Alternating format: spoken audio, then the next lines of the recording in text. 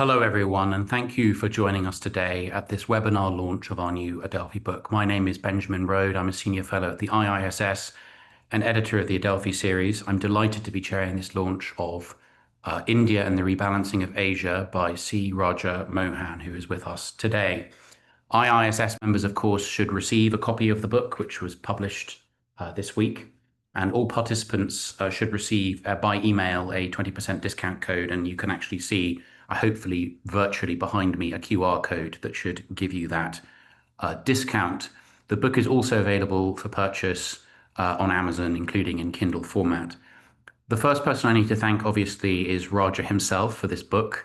We're delighted to have been able to publish it within the series. I'm really happy to have been able to work with him to kind of bring it into the world. I must also very gratefully acknowledge the contributions, extensive contributions and assistance of many colleagues, including in editorial design and communications and events for arranging this event itself.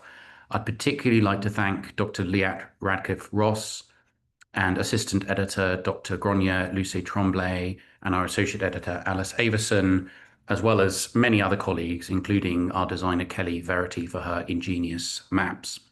So the format of the session is that Raja himself will speak for about 10 to 15 minutes to introduce the book's main themes and arguments, and we will then go to a Q&A with our online audience, which is looking particularly healthy today. A little bit of housekeeping before we do so. So just ahead of the Q&A for our online viewers, please do type any questions or comments you may have into the chat function below on Zoom. My colleague Ryan should now be showing you exactly how to do that. I apologize in advance if I'm unable to field every question, but I will do my best. And I do want to note, of course, that this meeting is on the record. In fact, a record is being made of it and will be available after the event. Now, let me introduce our distinguished speaker, and I apologize in advance for the length of the introduction because he's had a long and distinguished career already. And I also apologize for any clumsy mispronunciation I may make of any of the organizations. So C. Raja Mohan is a distinguished professor at the Motwani Jadeja Institute for American Studies at the O.P. Jindal Global University in Delhi. He is also a visiting research professor at the Institute of South Asian Studies, ISAS, at the National University of Singapore, and he was previously the director of that institute. He was the founding director of Carnegie India, the 6th International Center of the Carnegie Endowment for International Peace, and he also set up the Asia Society Policy Institute branch in Delhi. He's been associated with a number of Indian think tanks, including the Institute of Defense Studies and Analyses, the Observer Research Foundation, and the Center for Policy Research. He's been a professor of South Asian Studies at Jawaharlal Nehru University in Delhi and at the S. Rajaratnam School of International Studies in Singapore. And moreover, he served on India's National Security Advisory Board. He's been the Henry A. Kissinger Chair in Foreign Policy and International Relations at the John W. Kluge Center at the U.S. Library of Congress. And he's convened the India chapter of the Pugwash Conferences on Science and World Affairs from 1995 to 2005. He publishes extremely widely and deeply, I should say, on India's foreign and security policies, Asian geopolitics, and the global governance of advanced technologies. And indeed, he's the co-author of a Adelphi book published about, I think, 4 years ago, Asia's New Geopolitics. Moreover, he's a columnist for Foreign Policy and the Indian Express, so his voice carries a great distance, and people are usually very interested to hear what he has to say about any given subject, and this is no exception. So, Raja, I will gratefully turn over to you for your kind of overview of the book. Thank you, Ben. Thank you so much for that very generous introduction. I must also express my gratitude for Ben and his team over the last 3.5 years. I think really guided from the initial commentary stage to edits to suggestions and to take the book through the whole process of editing and publishing. I think authors are really lucky to get this kind of support. So I really thank all the entire team of Ben and his colleagues at the IISS. Now, coming to the substance of the book, let me just make in the next 10 minutes 4 sets of points. I think the first point I wanted to make was that the book deals with, 3 great movements, I would say, tectonic shifts that are taking place in Asia, or more broadly, if you want, the Indo-Pacific or the Asia-Pacific. In that, I would say the general sense that China is rising and that therefore it is about China, it's about, Asia is rising. And therefore, this is really about Asia rising as a whole. And many have framed it, some in opposition to Asia and the West or the East and the West. So many paradigms have built around that idea. But I think it's important to remember that Asia has not risen at the same pace within itself. That while other countries, like including India, have done very well in the last 30 years, but China has risen faster than most others. So therefore, today there is actually a severe imbalance between China's comprehensive power and all of its neighbors. In fact, even if you put India and Japan, the two of its largest neighbors together, they don't really measure up to the overall capacities of China. So I think, so to much of this debate on Asia versus the West misses this point because China's rise has created contradictions within Asia itself. That China's assertion, its territorial claims, its sense of entitlement for regional dominance, those have inevitably produced a reaction. And I think it's important to see that along with the other element of the other big movement, which I'll come to now. As China has risen, I mean, the whole question of China's relationship to the West or to the United States in particular has been a major theme of debate across the world over the last 30 years. What was from late 70s been an extraordinarily positive relationship between West and China. The marriage, I would say, that lasted very well between Western capital and Chinese market and labor has produced a phenomenal rise of China. And the sense that this would be forever a happy marriage. I mean, I think that assumption has come under questioning over the last 15 years. As China has become the second largest economy, the second major military power, and begins to assert itself, the tension between China and the West, or essentially between China and the US in a fundamental sense, those contradictions too have begun to play out. The US, which actually contributed to China's rise enormously, today has debated over the last, starting from the mid 2000s, the question of how to balance China.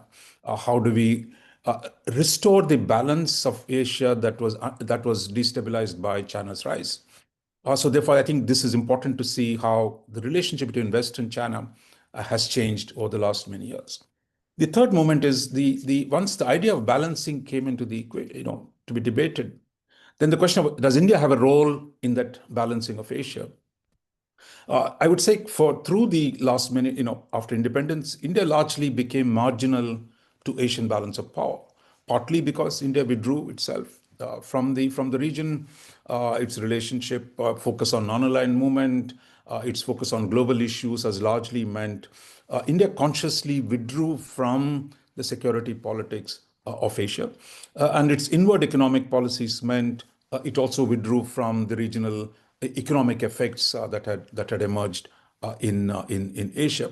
But today, I think over the last decade and more, today I think India is returning to the security politics of Asia. India is increasingly, part of the calculus on balancing China. And I think the US focus in the last few years, whether it was in constructing the idea of the Indo-Pacific, actually you say putting Indo into the Pacific, because for a long time we thought the Pacific and the Indian Oceans were two different realms. But anyone familiar with the British period in Asia, I mean, I think these two oceans were never seen fully separate. In fact, it was the so-called imperial defense system stretched all the way from Mediterranean to the South China Sea. So it is the post-war retrenchment of India that produced a framing of South Asia as different from East Asia. The Indian Ocean is different from the Pacific Ocean. In some senses, the rise of China and the US response to it, whether we use the term or not, I know the ISS still has a problem with it, but I think the fact is that the interconnections have grown, and so have the arching contradictions that envelop the whole region. So therefore, I think as India has risen, its capabilities have grown. India has become a part of the calculus of the US on balancing Asia. So that brings me to the second set of points. I mean, I think broadly what the book deals with. I think what it deals with is one, the first, the main chapter, the first main chapter is on China. What it says is that the India's aspirations to build a cooperative relationship with China immediately after independence and to build a post-Western order never really materialized, but the hope never died. So you have actually India in the 50s trying to reach out to China again in the 1990s. But over the last decade, I would say the contradictions between India and China have sharpened as the power balance between India and China began to shift. So India, which had historically, opposed the US or the Western presence in Asia in the post-colonial period, has increasingly worked with the US and Europe, I would say, in dealing with its problem of imbalance of power with China, and in the process also establish a new balance of power system in Asia. So the China romance, the China, you'll keep seeing it all the time, but structurally, the contradictions between India and China, whether it's on territorial, on the economic, for example, India has a $100 billion trade deficit, China's relationship with India's neighbors, these have proved to be very, very intractable and enduring. Second, I think along with the difficulties with China, we've also seen India's relationship with the US and the West grow rapidly in the last decade or more, where India once would have shunned any security cooperation with the US. Over the last decade and more, India's security engagement with the US has dramatically grown. So you could see the parallel evolution of India's problems with China and China's, India's problems, US problems with China, and a triangular dynamic that has emerged between US, China, and India that is now a part of the story. While India has become close to the West, I mean, that's my next point in the section, which is really India remains, it's not an ally in a classical sense. Therefore, it remains an independent actor. And much of the alliance or much of the security cooperation with the US is on terms that are negotiated sui generis. That is, the terms of engagement between India and US are not the same as US and Japan or US and South Korea or US and Australia. So this is something that is negotiated arrangement on the terms that are terms of endearment, if you will. Finally, I would say, I mean, in this section, I would say India's role in balancing, of course, stretches into several dimensions, where there's ideological question on the question of India's democracy versus China's authoritarianism. India has a potential, not an alternative, I'm using my words carefully, a supplement to when you have problems with China, an Indian economy that's growing at 6 to 7%, provides an alternative, not an alternative, a second source, if you will, for the West to engage in a China plus one strategy. Because for all the talk about decoupling, we're not going to see much decoupling from China because China is too big economy. But everyone is trying to find other places where you can invest. And India, as the largest economy after China in Asia, I think remains an important one in the economic rebalancing of the region. Military, we've already talked about. I mean, the more cooperation between India and the West on the regional military balance. And then on the technological side, where India and the US have expanded their technological cooperation and creating institutions, regional institutions like the Quad and others to soft balancing, if you will, in the region. So I would say, I mean, there will be questions. I mean, we can discuss that, whether India's capabilities are sufficient to balance China, because the gap between China and India is pretty large. But then don't forget that China balanced Russia when China was a much more weaker, divided society. So it is really, how do you construct a regional coalition to limit some of the unilateralism of China that I think is the most important thing.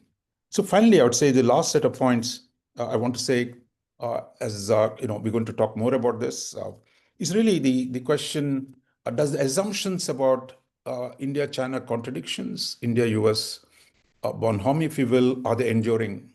Will they endure under President Trump? I mean, I think that's the big question. This is not just about India. The whole question of US forward military presence.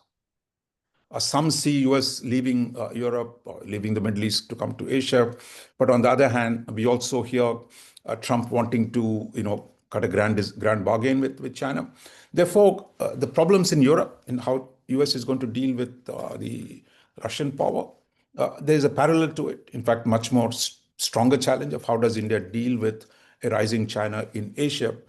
Does it confront the Chinese power here? Does it withdraw and look for offshore balancing? Or does it strengthen its allies? I think we've seen one particular way this has evolved in the last 20 years. Under the first Trump administration, under the Biden administration, we've seen a attempt by the US to build a regional coalition through a variety of institutions to balance China. Now, the question is, will this sustain under Trump? We can talk about it.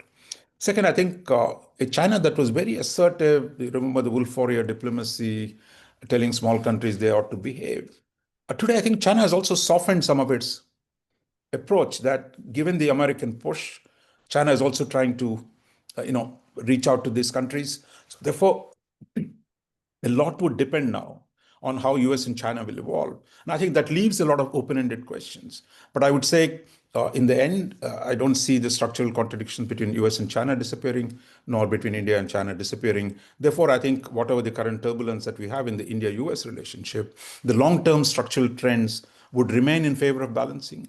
And how that balancing gets done, of course, that is open-ended. And I think that's where most of the interesting stuff in Asia is going to happen. So I'll stop here, Ben, and then we can take it forward. Well, thank you so much, Roger. I really appreciate this kind of lucid overview of your position and your argument. It's extremely helpful. I see at the moment that you seem to have stunned our participants into silence, despite the fact that we have a number of notable experts and analysts of South Asia themselves on the call.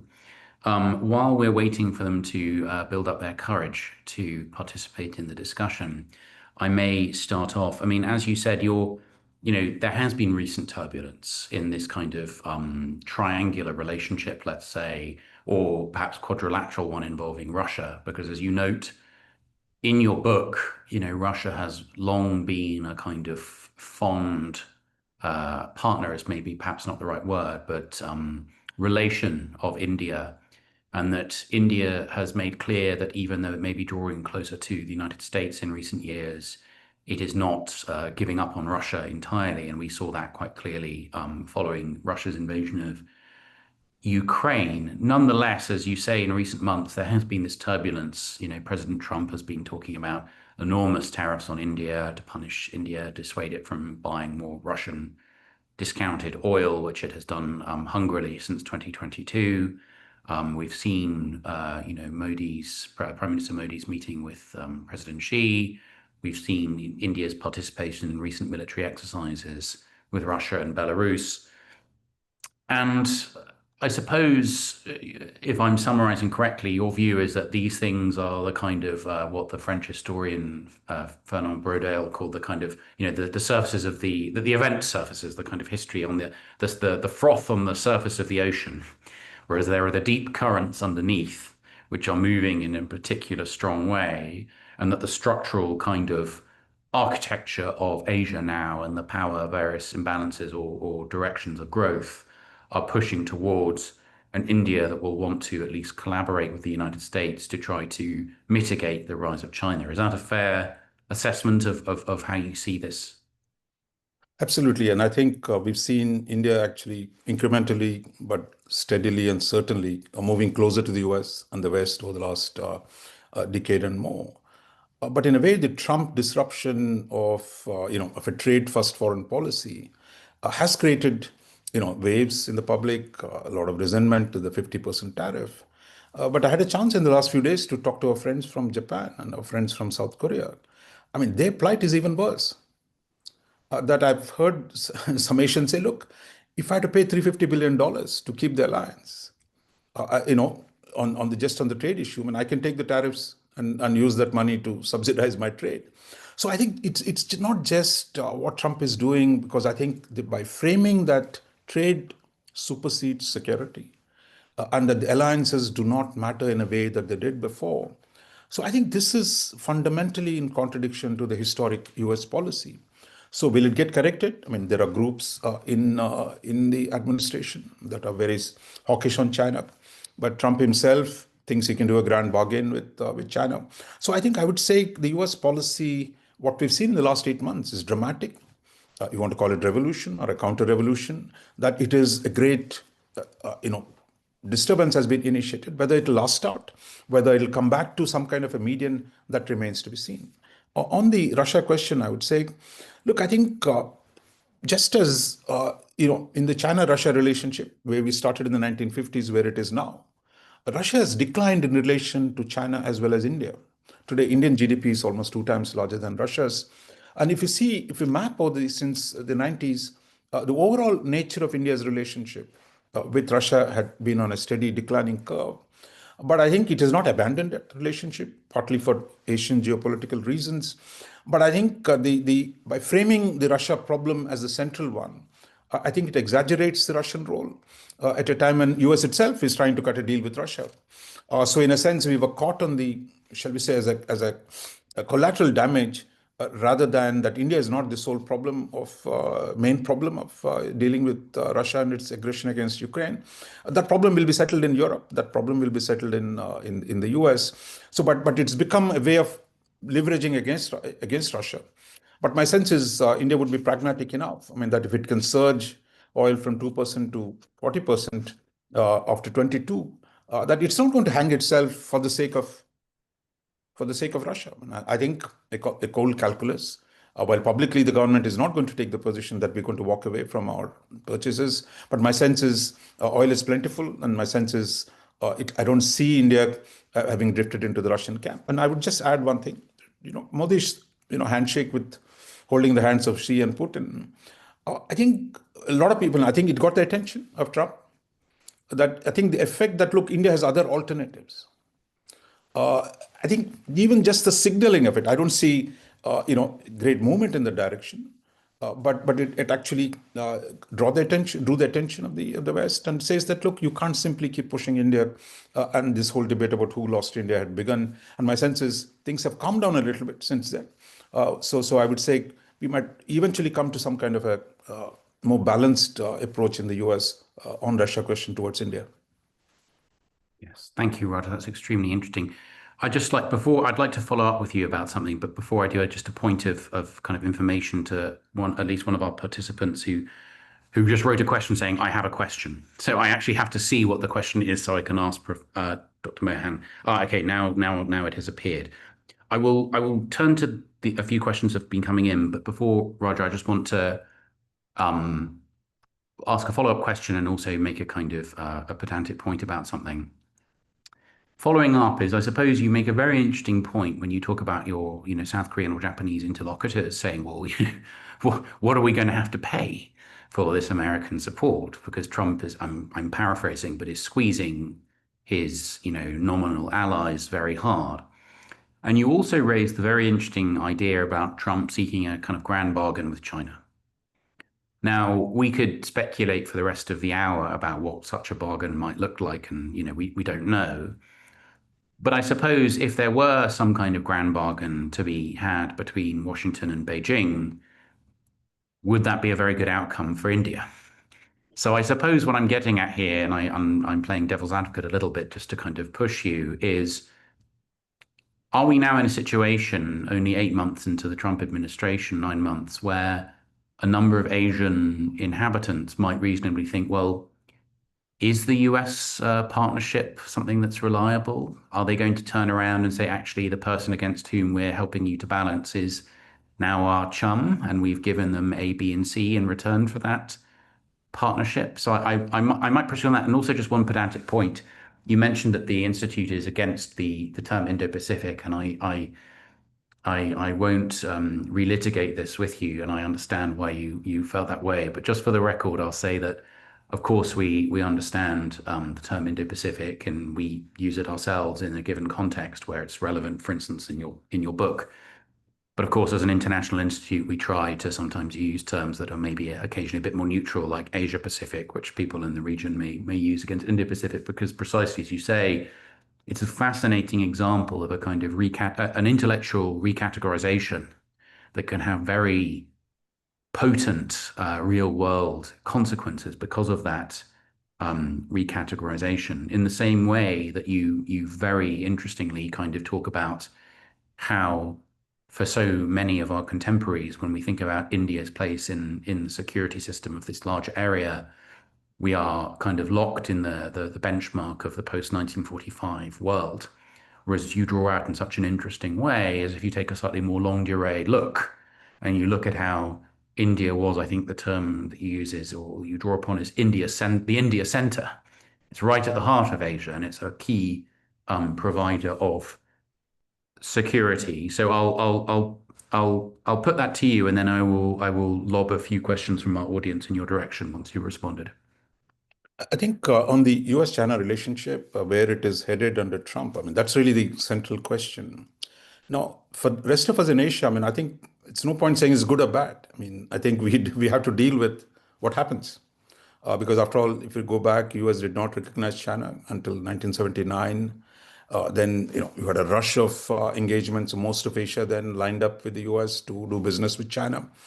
So if now US again, last 15 years has been telling everyone we're going to build a coalition, we're going to do this balancing of China. Now the US pulls back.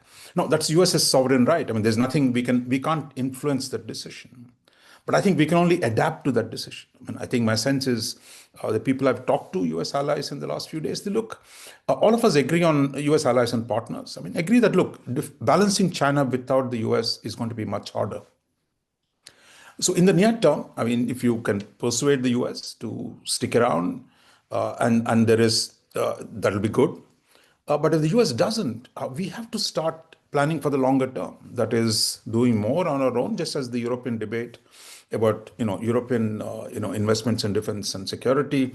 Similarly, I think Asia must begin to, whether it's Japan, Korea, India, Australia, and others, will have to pull up their own bootstraps, work with each other to create potential alternatives if the US withdraws. I mean, if the US does withdraw, uh, there are some question marks on it because internally there are groups that are opposed to it, while Trump and others, the isolationists, might say, look, let's pull back. Why are we defending Taiwan? And some of the signals on not letting Taiwanese leaders visit the United States, putting on hold the military assistance to them, sends the signals that, look, US might simply not be prepared to do what it has been doing.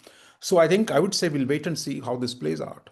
But my sense is short term, there'll be a big challenge. But at the longer term, I think most of American partners are beginning to think, what do they do to limit some of the damage the US does? There's speculation about a fourth communique. Say, shall we say, US and China, declaring broad framework. And Chinese love this kind of stuff. That might appeal to Trump as well. But my sense, it will also produce a backlash, I think, within the US as well as within the region. So that's where we headed. In terms of India's own role, I mean, I think much of India itself has forgotten that in the two world wars, the Indian army, more than 1 million people, million soldiers in the first, 2 million in the second. That history of India's resources being critical for shaping Asian balance of power, that idea has just simply disappeared because India had pulled away from the security role in the region. But today, I think if it's moved in the direction of reclaiming some role in the partnership with the US and others, some on its own. My sense is if the US pulls out, we will have to do even more in terms of what we do in the region. So my sense is as India grows, its military power grows, it'll certainly will take more responsibilities. But ideally, it'll still a partnership with the US is the best outcome. But if it doesn't, then India will have to deal with the consequences of doing more with its regional partners in dealing with the Chinese power. Thank you, Raj. That's very helpful. And I, just as a footnote, I'd say that anyone who visits Buckingham Palace, well, a short distance away on Constitution Hill, see a memorial to the Commonwealth soldiers who fought in these wars, including, of course, a very large number of soldiers from India, and not just in Asia, I should add. Let me turn to some of our questions. I'm going to begin with my colleague Paul Freoli, who's one of our senior fellows in Washington. And he said, India often portrays itself as a regional stabilizer and as a growing global power. But how is New Delhi coping with a rising tide of challenges regionally, including such as in Bangladesh and Pakistan? And as you've already spoken a little bit more generally, the more challenging environment globally, including these recent disputes with Washington. But perhaps if you might riff a little bit, Roger, on the kind of South Asia dynamic as well. Look, I think, South Asia can't be understood, I mean, unless you recall, I'm not blaming the British, but it's the partition of the subcontinent on a short notice in 1947 and the lingering issues that it has left behind. have fundamentally, I think, exhausted, I would say, exhausting the military energies, the political energies of the subcontinent between India, Pakistan, India, Bangladesh. So these relations, I mean, have seen, we go up and down. With Pakistan, it's been a continuous tension, occasional peace dialogues, but not getting very far. But with Bangladesh, we've seen much greater variation because within Bangladeshi politics, the sections which see India as a natural partner, one set of political class, another which sees India as the problem. Every time there is an internal political change, we've seen India's relationship change with Bangladesh. But I would say this circle of life will continue in some form. And I don't see it as a fundamental setback.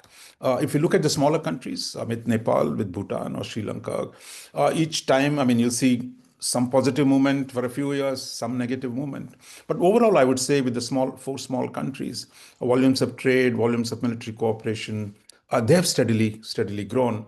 So India, Pakistan, Bangladesh are in a different category with the partition-related problems. But the smaller countries, I think I would say they're much more engaged with India economically these days. But they're also engaged with China, which is the world's second largest economy. So the notion that, look, we can't construct the British sphere of influence in South Asia, that you can keep China out, you can't. China is the second largest economy, is a neighbor of South Asia. China is going to be a presence in South Asia. The question is, how do we deal with the Chinese power, economic power, in partnership again with Japanese, with the Europeans, with Americans? There have been some experiments, not all of them have been successful, but I would say it is a new situation where the rise of China and its impact on South Asia will again produce interesting contrary trends. And the question for India is whether it can ride out those in a way that are beneficial to itself. I see. Very good. I mean, I'm going to group a kind of a cluster of questions that touch on broadly similar themes. And I apologize in advance to anyone who's asked this if they feel I've done an injury to your inquiry. But just grouping some questions, including from Professor Teresita Schafer and Tomo Kato, I might want to push you a little bit more about Pakistan and the evolution of India-Pakistan relations. Because, of course, as we all know, earlier this year, there was this kind of, I'm not sure how you would categorize it, a kind of skirmish, conflict, I'm not sure, but something happened between India and Pakistan. And certainly from the vantage point of, well, where I'm sitting as someone who's not any particular South Asia expert, there was an impression, which you may want to challenge or not, that, how can I put it, India didn't come off entirely wonderfully in that military exchange, particularly in the kind of avionic realm. There were a few Indian aircraft, which were, I think, French originally purchased from France, that were shot down and by Chinese jets, or rather Chinese supplied jets to Pakistan. Let me correct that. Now, Roger, I wonder if you could describe that relationship in a little bit more detail, if you would like, and think a bit about how Pakistan features as this kind of, yes, this kind of almost perpetual antagonist of India, and how you write so fluently in the book about how India was glad about, as you put it, the kind of the removal of the hyphenation between India and Pakistan, that someone in Washington would not feel that any relations with India have to be balanced with those of Pakistan and vice versa, and the various structural reasons in which that dehyphenization occurred in recent years. I just wonder if you could talk a little bit more about Pakistan, where you may see that bilateral relationship going, and how, in the overall picture you're painting, that may affect things. Yeah, I mean, I would say, I mean, I think I wish India were a little more transparent in terms of what actually happened on the first 2 days when India lost some aircraft. But if you see the whole 90 hours or so where the battles took place, I mean, I think the Indian attacks in the last 2 days were quite powerful. And I think the impact they've had on Pakistan. So, but that's really the military number crunching or bean counting.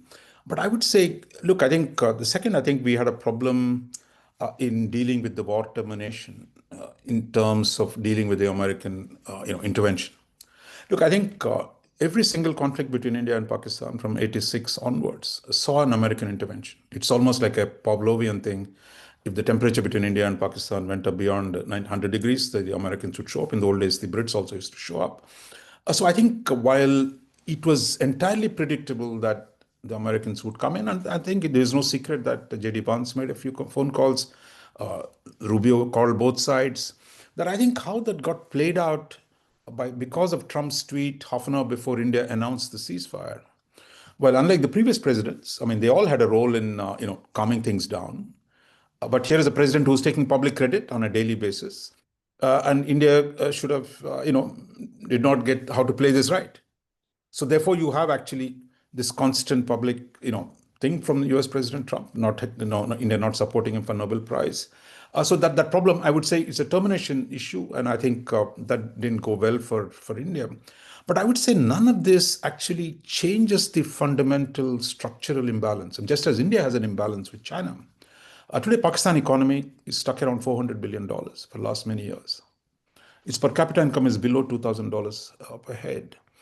It's on the 23rd or 24th IMF program.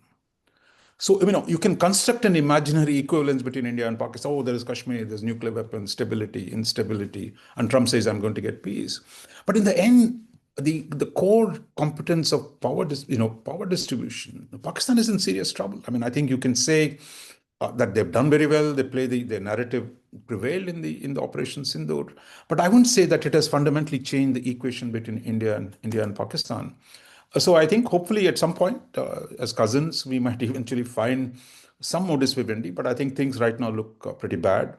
But I don't see the equivalence coming back in any fundamental sense, except in a narrow diplomatic sense by the Trump administration because of its Nobel Prize interests. But if Europe wants to trade with India, with South Asia, if American tech companies want to do business, in India, in South Asia, I mean, I would say, look, that is a self-driving logic, and I think Pakistan has a long way to go. But I think India's problem has been by the way it has played this game. Actually, in some ways, put Pakistan back on the picture, but in a narrow technical sense. But my sense is the imbalance between the two will continue to grow in India's favor, and I don't see that changing in the coming years.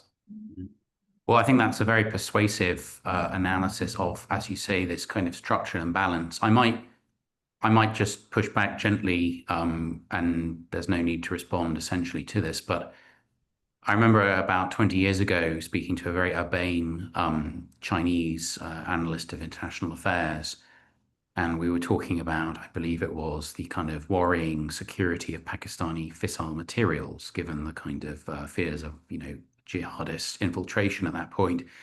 And he said to me very kind of, matter of factly, he said, well, of course, that is a bit alarming, but we're not going to alienate the Pakistanis by bothering them about this, because when the war begins, between us and the United States, we'll need the Pakistanis to attack India to keep them, occupied. And it's slightly alarming to hear how kind of glibly he spoke about this glorious future. And on that note, I suppose, you say very eloquently how Pakistan has been kind of left in the dust of India's, rapid economic transformation. And, India is a kind of growing global economic power, and Pakistan is, not. That said, in strictly military terms, Pakistan may be still somewhat, formidable in many ways, in the same way that North Korea, is an economic basket case.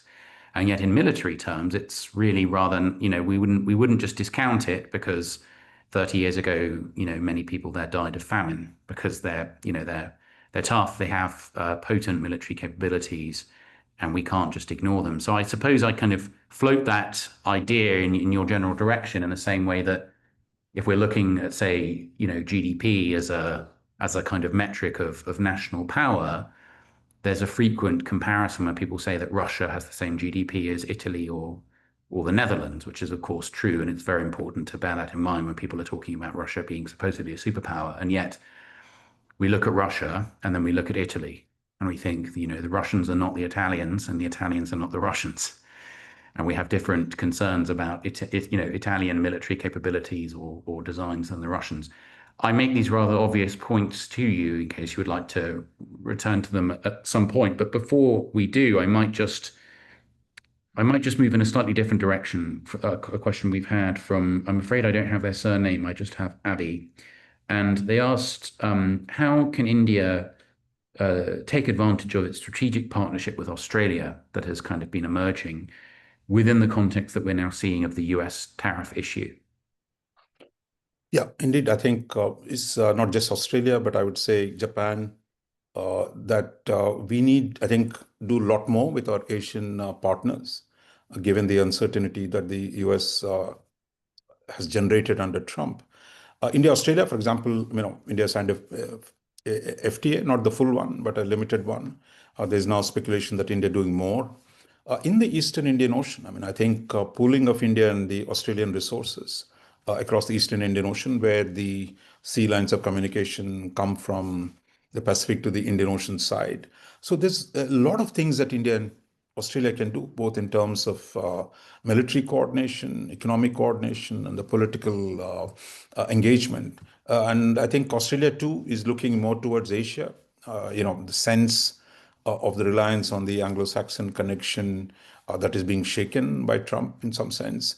So therefore, I would say there is a new impetus, I think, in both the places to think more strategically and more long term in the relationship between India and Australia, to collaborate in the islands of the Pacific where Australia has a role. So I would say there's a lot more possibility now and a lot more urgency, because both of us know today that, look, as Chinese would remind us always, Uncle Sam is far away, and that you got to do more in your own neighborhood.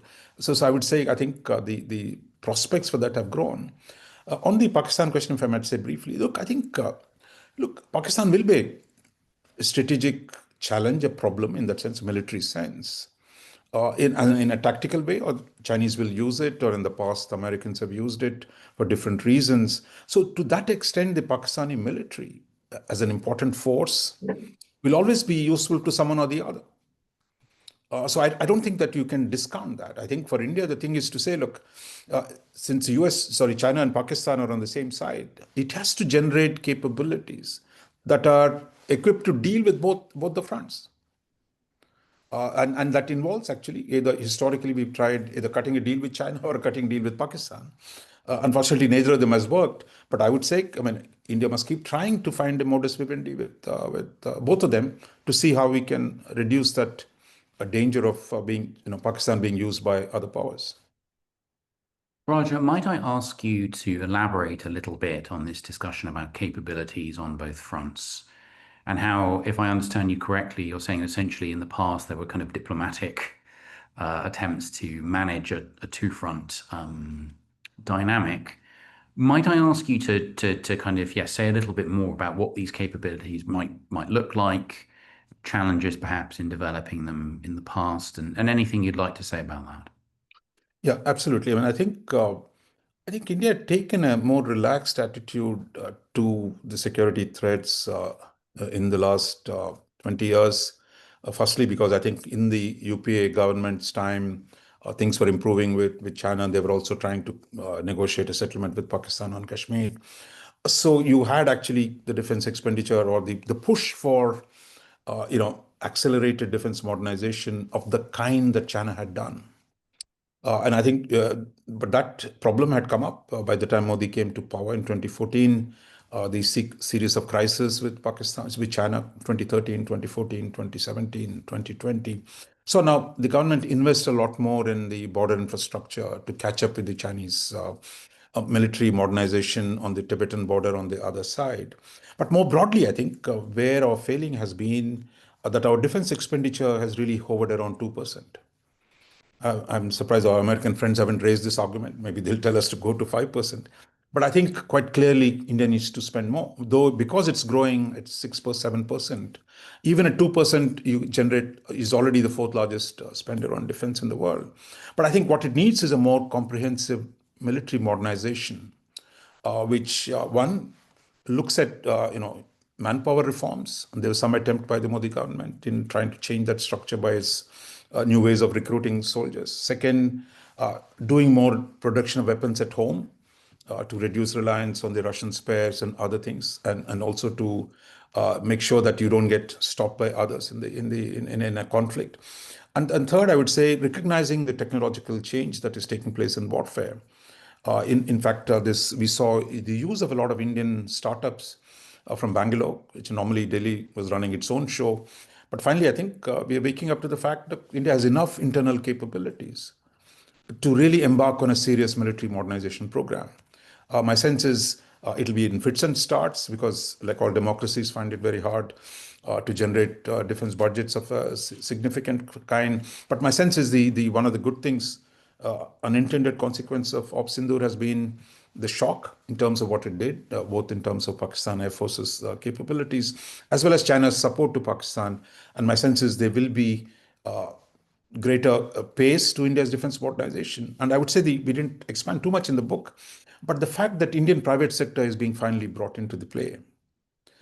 This is a big change, and I think once it gets fully done, people have forgotten that the Hindustan Aeronautics Limited was a private initiative in India. The Hindustan Shipyard was a private initiative, but the British nationalized it in the Second World War. And I think we never looked back from that nationalization. But I think now there is a sense that, look, Indian private sector must be brought in a big way to accelerate, to bring more resources. Otherwise, it just can't depend on the government budget.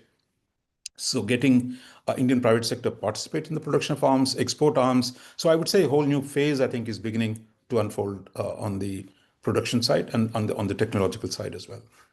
Thank you, Roger. Your remarks about kind of lessons derived from the recent episode reminds me, I'm loath to quote Kipling, but in this instance where he was talking about the kind of British shock at British failures in the Boer War from 1899 to 1902. And I think he had a line along the lines of something like, "We've had no end of a lesson, but it will do us no end of good," or something like that.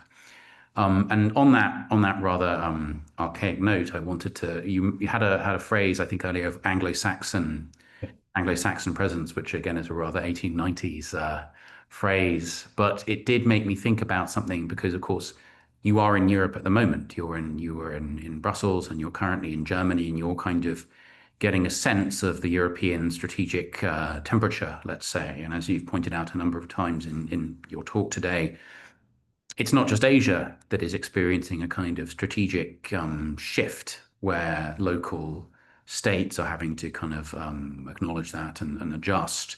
It's also in Europe, as we're all aware. Now, I hope you might be able to speak a little bit about the role, potential role or not, of European actors in Asia, and perhaps specifically relating to India.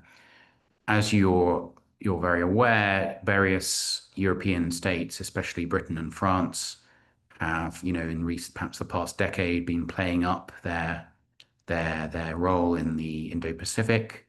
They've been talking about how, important it is to show the flag, to sail carriers, to do freedom of navigation operations, etc., etc.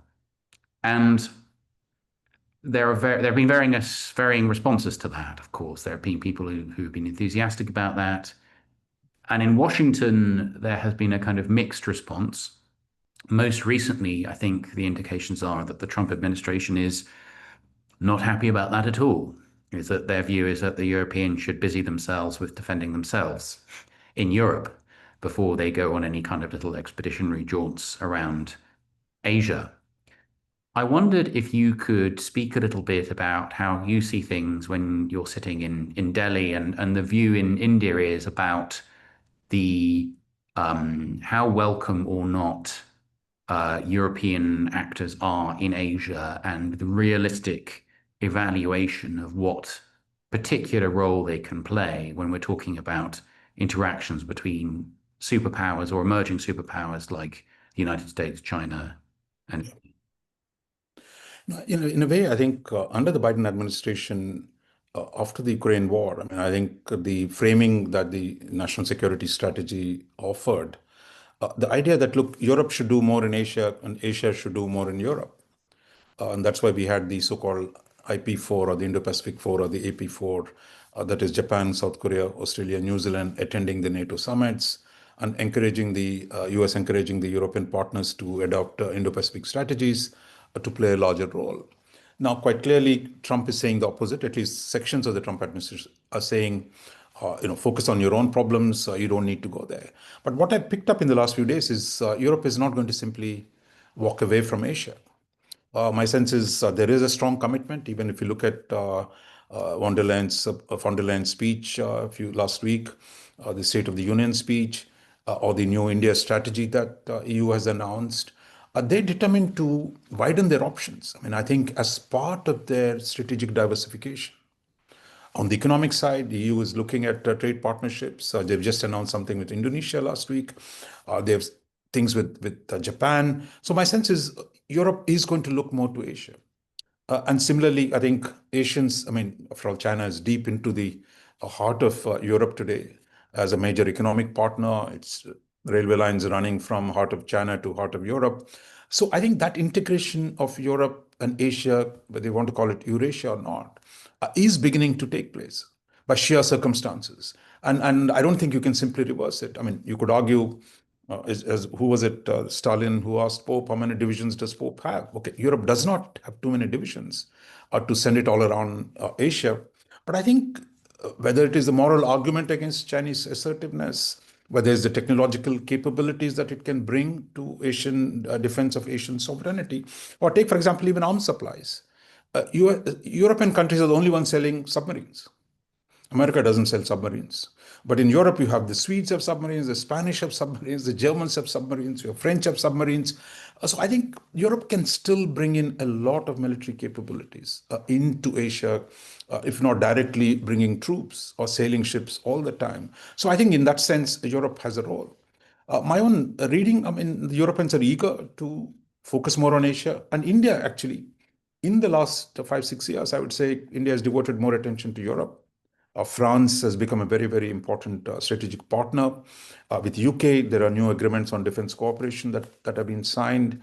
And EU as a whole, we're trying to engage a lot more deeply. So for India, that imperative of doing more with Europe has grown thanks to Trump.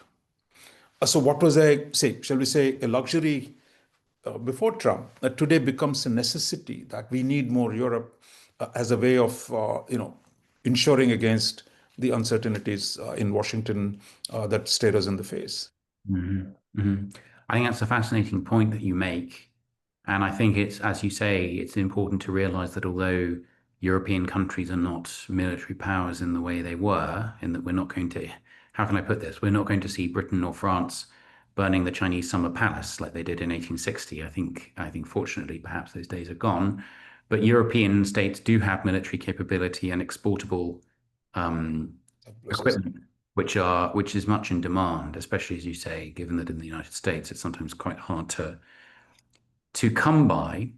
I'd like to turn to a question from Liam Adams, which I'm going to try to paraphrase slightly.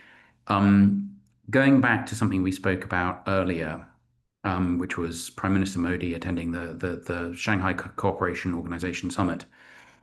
And Liam points out, interestingly, that of course Prime Minister Modi didn't publicly attend the military parade alongside Putin and Kim Jong-un and Subianto from Indonesia.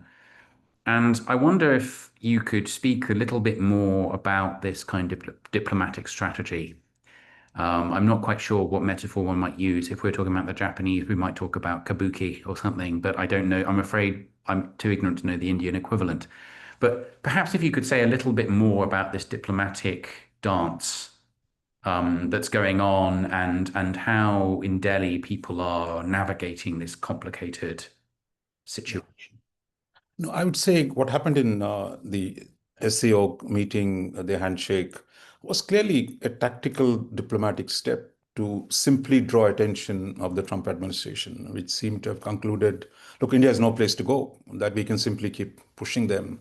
I think to that extent, it was a diplomatic move, but that doesn't remove any of the structural issues that exist between India and China. For example, you had the next day in the plenary of the SCO meeting, Prime Minister, we don't support Belt and Road. We had to make that clear. Rest of the whole SEO believes is the greatest thing that humanity has done. And India is opposed to China-Pakistan economic corridor. So none of those issues have disappeared. So I think in a way, the jockeying at a time of turmoil Yes. has been one of the elements. And the next day, Prime Minister did not attend the parade. Not only that, 3 days later, he didn't attend the BRICS meeting online, which is the Brazilians had convened. So I think we have problems with China, which is really, but it's a complicated thing. Let me take 1 minute to explain that. Look, as a large neighbor, we have a 3,800 kilometers of border, which is unsettled. Therefore, we need to have peaceful coexistence with China. But at the same time, there is a power imbalance with China that India has to manage, which is where you need partners like US, Europe, and others. But at the same time, you don't want to do so much that you provoke China into premature conflict. So I think these are not just tactical maneuvers in this case. There's a real problems of how you manage the situation. So I would say that remains the central theme. India needs to have a reasonable relationship with China as a large neighbor, but at the same time, the China's power projection into South Asia and on the border means India has to respond to it. So I think it's navigating that between the two that we've seen. In this, Russia is really, shall we say, really an interesting player, but not the one that actually defines this larger outcomes here. So I would say the longer term issues between India and China will take quite some time to settle. But I think to resume a dialogue, I think which is what they did on the margins of the SEO meeting, that was good. But that's just the beginning. We don't have any flights. We don't have any student exchanges. We don't have too many people traveling between the two countries. So in some senses, having even a minimal relationship would be great progress. But that doesn't mean the structure of conflict can be removed between India and China, and the role of the US, Japan, Australia, and others in shaping this. Thank you, Roger. That's very helpful. And as you were speaking, I was wondering if one of the kind of overall overarching themes of some of your arguments were, I suppose, that when you're talking about India's position in the Indo-Pacific and the various kind of structural changes or imbalances that it faces, and yet at the same time, it is not exactly gunning for a war with China to resolve those imbalances, let's say, for understandable reasons, is that it's almost perhaps an image of management of various kind of paradoxical or contrary trends or tensions that are occurring, and that these things have to be managed over very long term to kind of have the best chance of maintaining a kind of equilibrium, let's say, that is not disadvantageous. Is that a fair summary? Absolutely. And I think this is the kind of challenge that very few countries face in terms of the scale and scope. For example, on the economic, all countries have a problem with China in terms of the trade surpluses. But I think India, there's a trade issue, there is a boundary issue, there is a regional security issue, there's a global multilateral issue. So it's in all these, I think that's why its policy has to be a unique one in terms of how it wrestles with China, how it manages that relationship. Well, listen, Roger, we're coming to the end of the hour, and I'm aware that you're in the middle of a kind of delegation and that you have other appointments to go to. So I think I will draw things to a close and just conclude by thanking you again for writing this great book. We're so proud to publish it and for people to be able to read it now. If you haven't already got your copy, please do go out and order one. And we very much hope you'll enjoy it, that you'll find it stimulating and thought-provoking. And really, it is only kind of to me now to thank Roger again for the immense amount of work and hard effort he's put into this book, and for all of the very interesting thoughts he shared with us, not only in the book, but here with us today. Thank you, Ben. Thank you very much, Roger. And thank you very much, everyone, for joining us.